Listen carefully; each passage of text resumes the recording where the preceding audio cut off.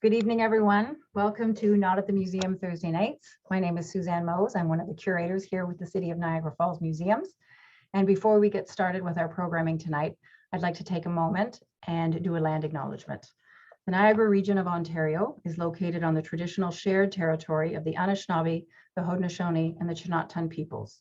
The Chinootan peoples have called these lands home for thousands of years, and more recently, the Anishinaabe and Haudenosaunee have been sharing the land as one dish, one spoon treaty territory. Now I'd like to introduce Amira Saber. Amira is a longtime friend, hi Amira, of the museum. Amira has a degree in Egyptology from the University of Cairo. And after she came to Canada a few years ago, she did a program at Centennial in museum studies. And that's how we got to know Amira. And we were fortunate enough to have her here with us for a handful of months as a student and as an intern. And it was very sad when we had to say goodbye to Amira. So we're really, really happy that we have the opportunity to continue to work with her in this way. So tonight, Amira will be discussing the history of love and romance among the people of ancient Egypt. And we're all really excited to hear what you have to say tonight, Amira. So take it away. Thank you so much for having me today. I'm so happy and so excited to speak about the romantic love in ancient Egypt. And let's start. Okay, just 1 second. Yeah, actually to start with my presentation today, I do have a lot of friends from different cultures and countries. When I ask about what do you know about the ancient Egyptian history or the ancient Egypt, the first answer that I got from all of them, most of them, is the pyramids, sphinx, mummies, their innovation and achievement in the medicine, in the mathematics, nothing else.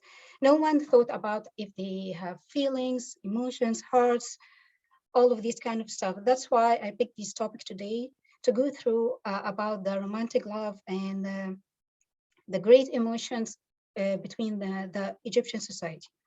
To start, first thing is express love and affection between the ancient Egyptian. Pharaonic civilization was full of love stories and poetry poetry and papyrus, and most of the scenes depicted on the walls of the temples or even in the tombs. And they were known as the Romans and nature lovers as well. And we can feel that from their art, we can feel how they were deeply connected to each other and how they express the love. And they even know how what we have now, like I'm sorry, like the Valentine's Day. They knew how to celebrate love in their lives. And we got all of these information through the ancient Egyptian art. The ancient Egyptian art was functional, which means it has purpose or has a meaning, sense or conveys message. And we knew all the love languages through the arts, the Egyptian arts. And it was so surprising for me to know all of these love languages that we have today. It is the same from more than 3,000 years ago. And let's start with the first love language or the first love sign. It's a holding hands and interlocking fingers. It's an early stage. Holding hands is an early stage in any relationships, relationship. And you can see that when couples holding hands or interlocking their fingers, they increase the love hormone. And they send a signal to the brain there's no danger and conveys warmth, safety, and sense of security and protection between partners. As we can see now, or the many studies has proven that holding hands relieve stress and pain and promote the physical health. Another love sign from the ancient Egypt was the love songs and poems, which we can say as words of affirmation, which mean words to prove the love between partners.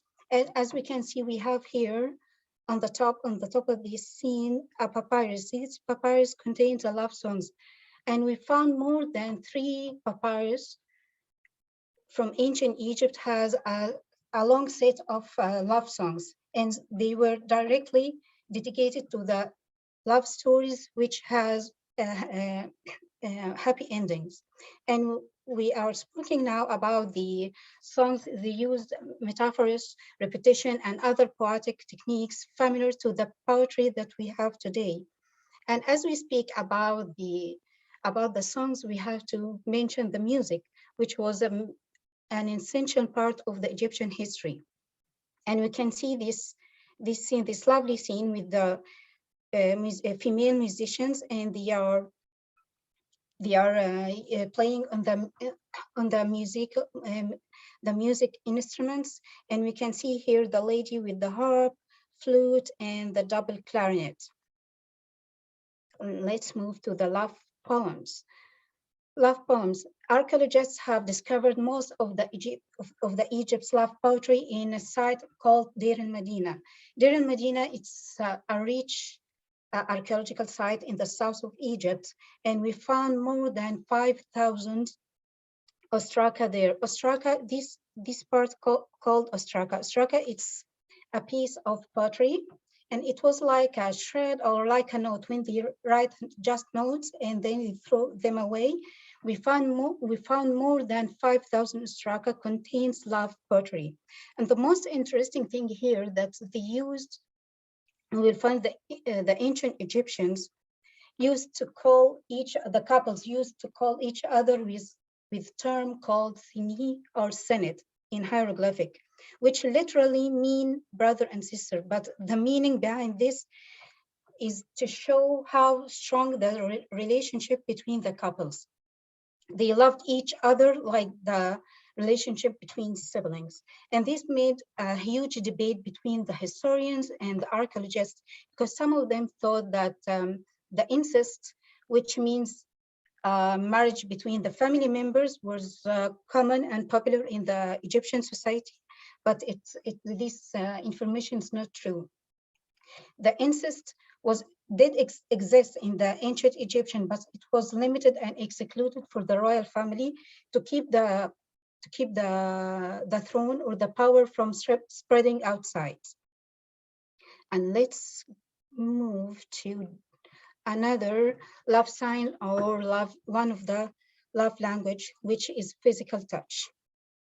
This physical touch is one of the 5 love language. It's a way to show and receive love between couples.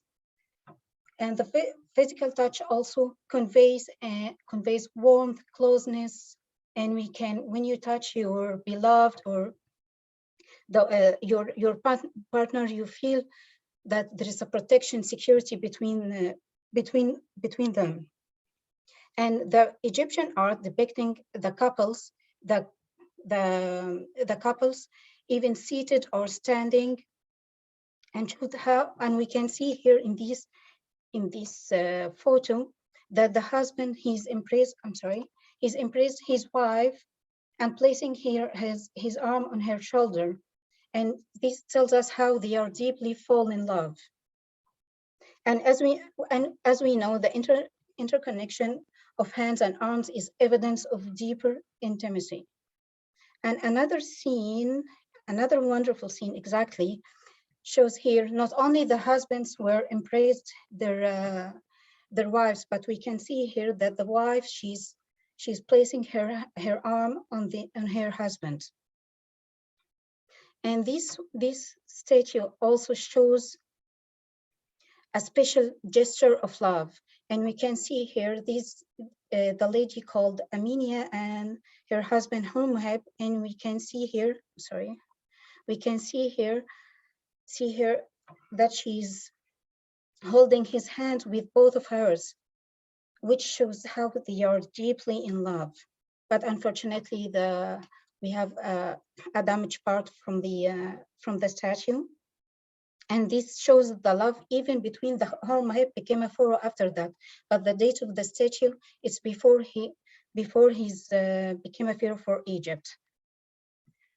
One of the unique, this one another love language as well, this scene. And I love this scene too much because it looks like the photo sessions that the couples took today, which is staring. We can see that the wife staring at her husband's eye. And it was true, or it's true that the fact that when you're staring into someone's eye, you feel love, and your heart starts beating up, and you feel love, you know, fastly. And we can see here that the lady called Miret and her husband called Kahai. He was a singer in the first palace, and we can see their eyes tells a lot of admiration, appreciation, respect, and see how they felt the love for each other, and they wanted to carry over the love to the afterlife, not only in their life, but because they believed in the afterlife. We can see here, and she's placing her hand as well on his shoulder. And another thing for the love languages, when you love someone, you like to help him, make nice things to him. And we can see here that I can just grab the photo down, this one. Yeah, we can see here following in the marshes. This scene depicts the husbands on the boat in the fishing trips, and we can see her wife. She's standing behind him, supporting him, and their daughter is underneath. And there is a recent Egyptian study that reveals that Egyptians dedicated season for love, and they were called as seasons of engagement and wedding. They used to hang out with their partners to feel or to be closer to them and express their love to their partners. As we know, in ancient Egypt, they worshipped multiple gods and goddesses, and we have Hathor. Some people called the goddess Hathor with Hathor or Heather, but the original name for this goddess is Hathor. She's a goddess of love, and it's like the Greek love deity Aphrodite, or Aphrodite or Aphrodite. It's the same goddess, and she was connected to the love, beauty, fertility, music, and dance. And they depicted Hathor. She took the form of the cow, and sometimes she took the form of the woman with the cow's ears, and sometimes with the human form. She was depicted as a woman with a sun disk between the cow's horn. The most interesting part here in my talk is the famous love stories in ancient Egypt. Let's start with the first one, Isis and Osiris. Actually, when I was doing this talk, I hadn't expected to find all of these level of intimacy in all of these love stories, and we will see how they felt the love for each other. Isis and Osiris, one of the greatest and most popular love stories in ancient Egypt mythology. Isis was the greatest goddess in the whole time of the ancient Egypt, and she presents why this story it's so popular, because it shows a strong sense of family devotion and loyalty, and it shows how the power of love beat or overcome the death. And the story goes it's a myth, and the story goes that Osiris, and let me grab the photo. This Osiris, here this is Isis, the goddess and the god. and the gods. And the story goes that Osiris was the only ruler for Egypt. And his brother Set, he was jealous and he wasn't happy that Osiris ruled Egypt. So he killed him. And not only he killed him and tore his body into a bunch of pieces and threw them away and threw them over the whole Egypt. And in her mourning, Isis traveled wide and far to collect back all of his body pieces, and she put them together, used the magic and put them together, and then embalming the body. And from then on, the idea of embalming or mummification became a tradition in the Egyptian history. And not only that, she managed to have a child from him. You know, this is a myth. So she got a child from him. The child is Horus. He's a famous god in the ancient Egypt, and he took the form of the falcon. And after a while, he avenged for his father's murder. The second second famous love story, and it's a wonderful love story for the pharaoh. We can see here the pharaoh Amenhotep III and the Queen T. His wife, the Queen T. Let me grab this one here. So Amenhotep III was known as the Magnificent because he was a great pharaoh. He was known as the Magnificent king or the great king. And he ruled Egypt when he was young, about 17 years old. And he led a military campaign at the mid of his 17th, I think, yeah. And he wasn't focused in his army. He was focused in his true love. His true love was the Queen T. And she was mentioned, or he gave her a title, the Great Royal Wife T. Not all of the royal wives got a famous titles. Some of them, and Queen T was one of them. And his love story has two love signs, as we mentioned before. The first one here, that Amenhotep III ordered to build a statue for him with the big size. This is a colossal statue, which means a giant statue. He ordered to build a statue and depict his wife with the same size. And this was so important in a culture considered the visual size is so important, which means the bigger is better. And this one of the largest. This one we can see here. I got a different photo for the same statue, colossal statue, and we can see here the king in the same size with the queen, and they have three daughters on the bottom of the statue. And this the largest family statue has ever carved in the ancient Egypt, and it's now located in the Egyptian Museum in Cairo.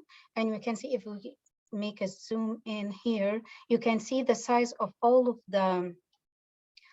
the statue. They are big as well, but between, if we compare the size, we will see here that it's the height of this statue from the first floor to the second floor. Okay. And the second love sign here with the story of Amenhotep III, the commemorative scarab. The commemorative scarab, or the beetle, this scarab or the beetle, the beetle was one of the most popular amulets in ancient Egypt because it was a symbol of the sun god Ra, or Re, and he celebrated his marriage to the queen to the queen tea with these commemorative scarab. The commemorative scarab is a sort of announcement. It's like an announcement or news, and to be sent to different regions as a spreading of the king, spreading of the word of the king. So they sent it out, and we found more than 50 scarab with the same marriage texts about their marriage. We found more than 50 scarab, and we can see here that he was mentioned. His wife was mentioned as she's the wife of the victorious king, and this scarab or the text, the marriage text, has a special or significant interest for the historians because it reveals a higher level of admiration and respect from Amenhotep III to his wife T. And the third love story between Nefertiti and Akhenaten, or Akhenaten. In Arabic, we can see Akhenaten, and this Nefertiti and Akhenaten. So, why this love story is unique or remarkable? Because Akhenaten, we can see here Akhenaten and Nefertiti. Akhenaten or Akhenaten, he make something like a revolution in the Egyptian history. We found that Egyptians used to worship more than gods and goddesses, and he came with the idea with just one god, replace all of them, and he fight all of the price for the god Amun, and change all of them to one god. And what did she do? Nefertiti, she fight the whole world and stood by her husband and her lover Akhenaten. And not only that, she went with him to the new capital and left everything in Tiba, and it's a city in Egypt, and went with them in different capital. And beside these radical changes, Akhenaten region also supported a new style, or a new style of the arts. We found the first time they displayed intimate scenes between the royal family. As we can see here, this scene, Nefertiti on the right side and Akhenaten on the left side, we can see Nefertiti, she's with two of her daughters, one on her lap and the other one on her rests on her shoulder. And we can see Akhenaten, he's kissing his daughter. And this is the new god. This is a new god that he replaced the aged beliefs and practices, and for the new, and it was called Atun. That's why his name is Akhenaten. The last love story here was Tutankhamun and his wife, and he has a weird or odd name, Ankhesenamun. King Tut, or the Pharaoh Tut, one of the most famous pharaohs on the planet because of his golden mask and his tomb, his intact tomb. And we can see here this scene. They got married when they were too young. They were quite young. The King Tut was younger than her. She was at age 13 and he was at age 10 when they got married. And then he ruled Egypt for the next 10 years, and then suddenly he died. And he died and left his widow just grieving him. And unfortunately we don't have a lot of information about Ankhesenamun, but the only thing that we have that he didn't marry anyone else, just her. And it was common for the pharaohs to take more than one partner or take more than one wife, but he didn't marry anyone, just her. And we have a lot of scenes depicting Tutankhamun and his wife with the romantic love scenes.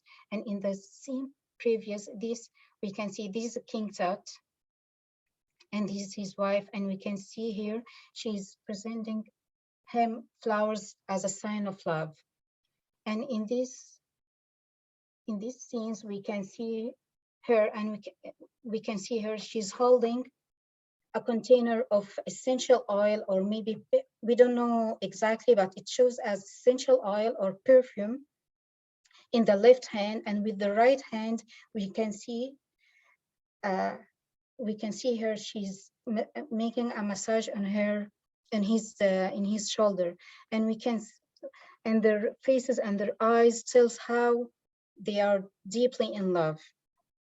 And she's just making a massage for him with a kind and with grace and kindness. Marriage facts. The purpose of the marriage was to have children. Originally was to have children, and it was a personal choice between the couples. And the couples were expected to love and honor each other. And if we speak about the age, girls were married as young as age from 12 to 14. They were married at a young age, and for boys from 18 to 20. But sometimes they got married before this, like King Tut, he got married at 10, when he was 10. Official wedding ceremonies didn't exist in ancient Egypt. They didn't have any ceremonies. They have like just singing and dancing, but there is no official ceremonies like that we have today.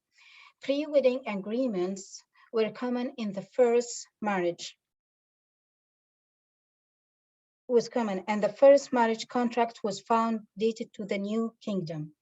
Incest, as we mentioned before, the incest, which means a marriage between the family members, was prohibited or wasn't common or popular in the regular society, but it was only for the royal family. Marriage was monogamous and polygamy was legal. It was only practiced by the higher class who could afford it, because it's so expensive for them to afford 2 wives or more. Divorce was allowed in the Pharaonic Egypt, but for several reasons. Even they hate each other, they can't carry on in their life, or one of the spouses committed adultery. Another reason, the husband was unable to have children, then the wife had the right to seek or look for the divorce. And it wasn't only a verbal that the husband say, I'm leaving you as a wife, I'm leaving you as a wife, but also it was documented through a divorce document. It was like a proof for the wife, and it's like a right for her to the freedom. And she has, with the divorce document, she has a right to marry from anyone else if she wants. And 1/3 of the property and wealth gained after the marriage had to be given to the woman. Another interesting thing with this talk, actually, and I haven't heard about it before, that the wedding ring or the wedding ring would originally dated to the Egyptian history, to the ancient Egyptians. The wedding ring dates back to 3,000 years ago, and the first recorded evidence of a formal exchange of rings between two people was found in ancient Egypt. They began the tradition wearing a wedding ring on the fourth finger. They chose the fourth finger in the left hand. And the ring was referred to the circle, and the circle is the symbol of eternal life, no beginning and no end. And they used to make the rings from reeds, leather, bone, and bone. And then after that, they found that these materials didn't last longer. So they decided to make the wedding rings from the silver and the gold. And the more expensive the material, the more love was shown to the beloved person. And the ancient Egyptian also believed that the fourth fingers had a vein, which called vein of love or vein amoris, and this vein connect directly to the heart, to the human heart. And I found an interesting video here about the history of the wedding ring. Let's. Well, it's an age-old ask, why do married couples wear wedding rings on that particular finger of the left hand? The ring. Throughout the ages, it has been a symbol of love, fidelity, loyalty. And for married couples in most of the world, it's usually worn on the left hand. But why the left hand? And why on that particular finger? It was the ancient Egyptians that believed that the third finger on your left hand, that vein went directly to the heart. So hence the wedding ring should go on that finger. The venus amoris, or the vein of love, on the third finger of the left hand, also referred to in early Greek literature as a direct connection to the heart. But the Egyptians, with their rich culture of jewelry and religious ceremonies, are believed to have been the first to wear rings as a sign of love, according to jeweler Chris Edlund. When it came time to create a ring for any ceremonial purposes, hence the wedding ring, they took reeds from the bank of the Nile and they twined them together. So that was actually the first wedding ring made. Edlund says the ancient Egyptians believed that the circle of the ring represented eternity, and the hole in the middle was a passageway to the unknown, to the future. The one tradition the Greeks and the Romans and many other civilizations adopted was the third finger on the left hand. I need your good questions. Send them to me at cbs5.com. And yeah. Well, it's an age-old. And I'm done. And the last thing, thank you for joining me, and I love you. And I got the hieroglyphics for I love you, which we can pronounce this word as Miri too, which means I love you in ancient Egyptian language. Thank you so much for joining me today. Thank you, Amira. That was wonderful.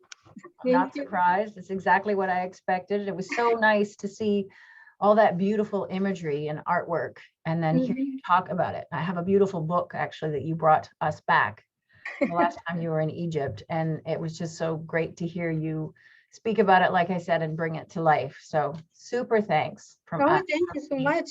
At the museum. If there's anybody out there that has any questions for Amira right now, I'd be happy to have you type those in. I'm getting some thanks coming in for you in the chat right now. Thank you so much. Informative and passionate. Thank you. For those of you that had an opportunity to be with Amira last year, she did an amazing presentation on bees, ancient Egypt. And bees, that was yeah. fascinating. I think we have a question here. Was there justification for incest among royalty?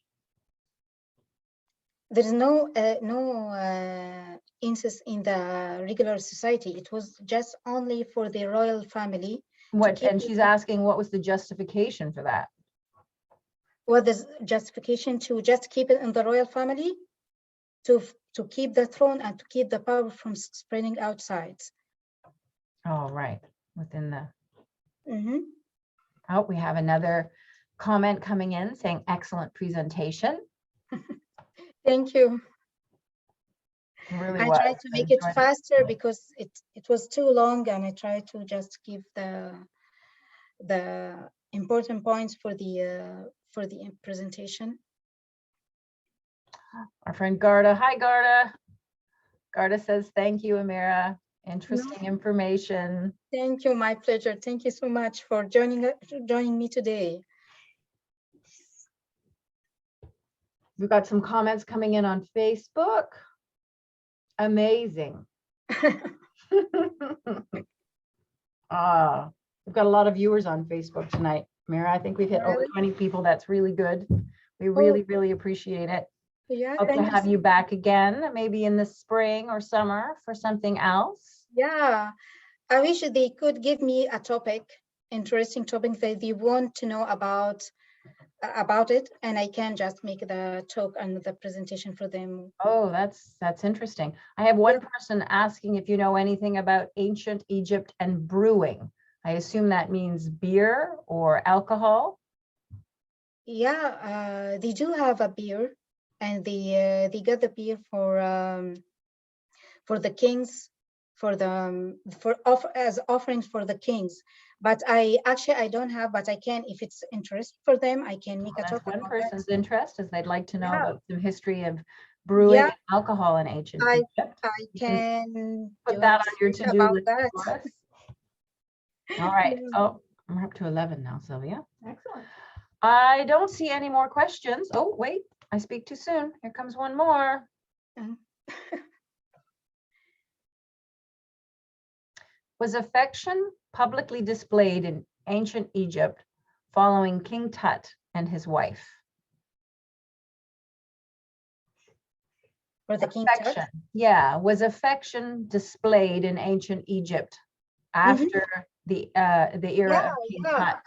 King Tut was in the 18th dynasty, which is the new kingdom, and they show the affection and the love after that. But I picked just the famous love stories, and we do have more than this with other kings. But because we have just an hour, I picked just the famous love stories, but we had a lot of love stories other than that between in the daily life and in the royal families as well. That's great. We have to tell the dynasty, 30th dynasty. King Tut was in the 18th dynasty, so we have 12 dynasties after that with a lot of love stories. Wonderful. Oh, we got another thank you and another thank you. All right, there's some love for you tonight, my friend. Try to stay warm, try to stay safe. Mm-hmm. And thank you so much from the museum. And I hope to see you or talk to you soon. Yes, and see you soon. Okay. Good night. Thanks everyone for coming. I really appreciate it. We'll see you back here again for our next presentation in a few weeks. Good night, everyone. Good night. Bye, Amira. Thank you. Bye.